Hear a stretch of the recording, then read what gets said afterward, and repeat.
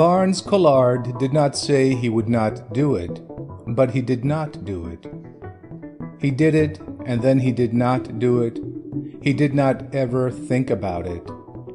He just thought sometime he might do something. His father, Mr. Abram Collard, spoke about it to everyone, and very many of them spoke to Barnes Collard about it, and he always listened to them. Then Barnes fell in love with a very nice girl, and she would not marry him. He cried then. His father, Mr. Abram Collard, comforted him, and they took a trip, and Barnes promised he would do what his father wanted him to be doing. He did not do the thing. He thought he would do another thing. He did not do the other thing. His father, Mr. Collard, did not want him to do the other thing. He really did not do anything then. When he was a good deal older, he married a very rich girl.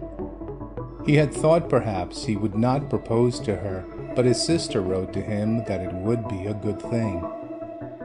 He married the rich girl, and she thought he was the most wonderful man and one who knew everything. Barnes never spent more than the income of the fortune he and his wife had then. That is to say, they did not spend more than the income. And this was a surprise to very many who knew about him and about his marrying the girl who had such a large fortune. He had a happy life while he was living, and after he was dead, his wife and children remembered him. He had a sister who also was successful enough in being one being living. His sister was one who came to be happier than most people come to be in living. She came to be a completely happy one. She was twice as old as her brother. She had been a very good daughter to her mother. She and her mother had always told very pretty stories to each other. Many old men loved to hear her tell these stories to her mother.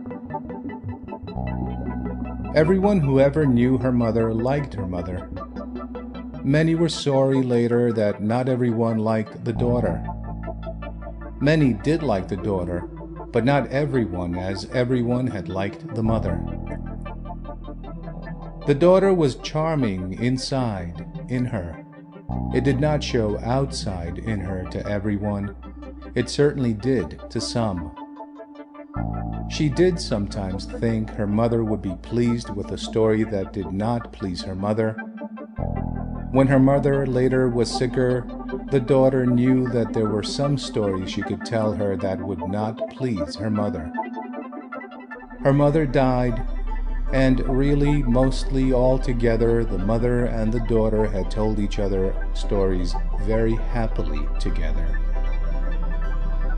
The daughter then kept house for her father and took care of her brother. There were many relations who lived with them. The daughter did not like them to live with them, and she did not like them to die with them.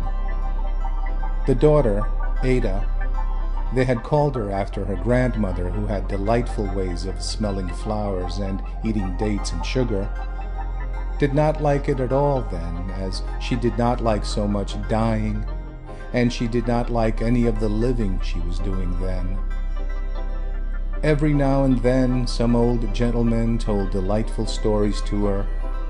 Mostly then there were not nice stories told by anyone then in her living. She told her father, Mr. Abram Collard, that she did not like it at all being one being living then. He never said anything. She was afraid then. She was one needing charming stories and happy telling of them, and not having that thing she was always trembling.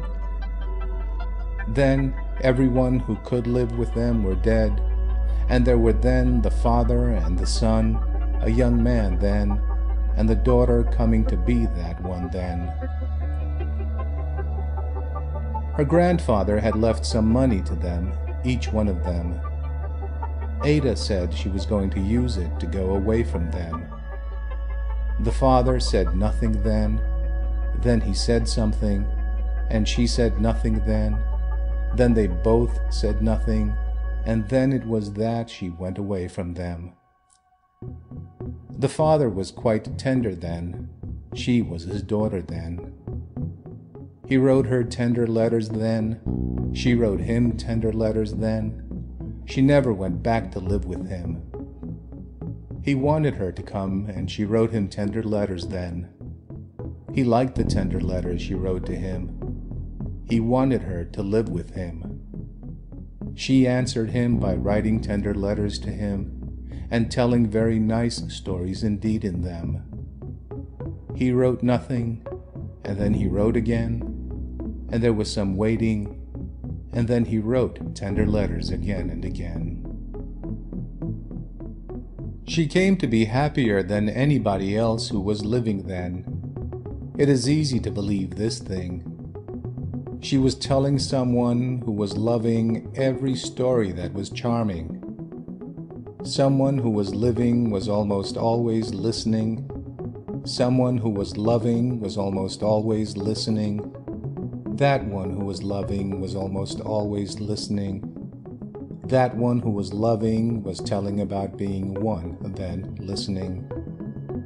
That one being loving was then telling stories having a beginning and a middle and an ending. That one was then one always completely listening. Ada was then one, and all her living, then one completely telling stories that were charming, completely listening to stories having a beginning and a middle and an ending. Trembling was all living, living was all loving.